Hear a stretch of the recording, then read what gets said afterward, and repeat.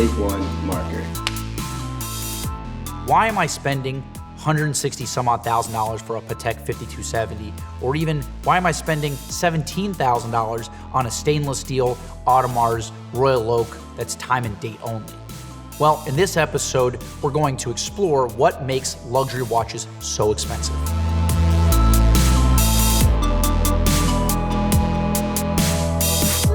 One of the main factors in why luxury watches are so expensive is research and development. So well before a watch model ever even sniffs a retail market, it has to go through thousands and thousands of man hours in regards to research and development. So now you have engineers and designers starting from scratch and trying to build new movements, new case models, bracelets, clasps, everything that goes into a watch. There's going to be countless rough drafts that never see the light of day. So this accounts for thousands and thousands of man hours for engineers and designers. So all these costs go into the ultimate retail price of a watch.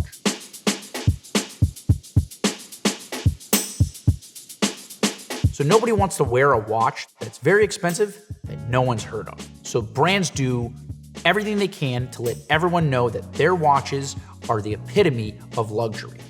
So this means spending lots and lots of money to have celebrity endorsers, to have television commercials, billboards, sponsoring sporting events. All these things go into creating a lifestyle which the brand is selling, which now you're going to go ahead and put on your wrist. If we want to take a closer look at effective marketing, we can look at two brands that essentially have the same technology, but different names and different price points, and that's Rolex and Tudor.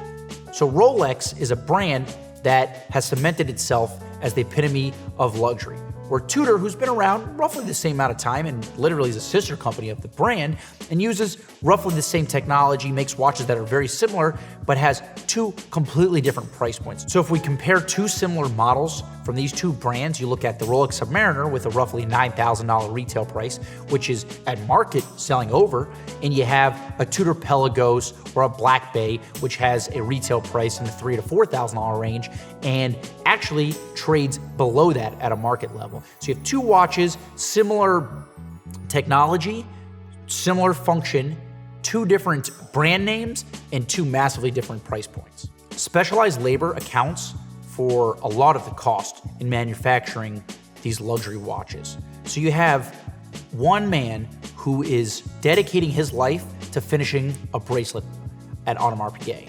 Or you have another watchmaker who spends all of his time creating the perpetual calendar chronographs at Patek Philippe.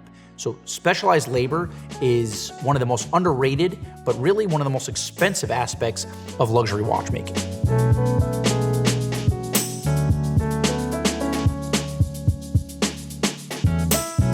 The principles of scarcity are very important in luxury watch sales, so manufacturers know this. So a lot of these manufacturers, especially the smaller ones, will underproduce their watches and control distribution so that there is a higher demand than there is a supply, which will allow people to feel very comfortable paying the MSRP that they set for these watches.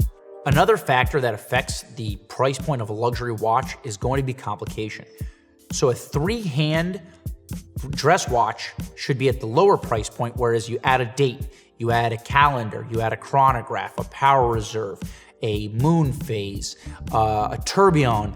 All these things should be increasing the retail price of a luxury watch. And the reason being is it takes more R&D with every added complication. It also takes more engineering and more design work to fit all those complications into a wearable watch. All these things combined create a very, very expensive, but also very valuable watch. I'm Josh of Watchbox, and this is why luxury watches are so expensive.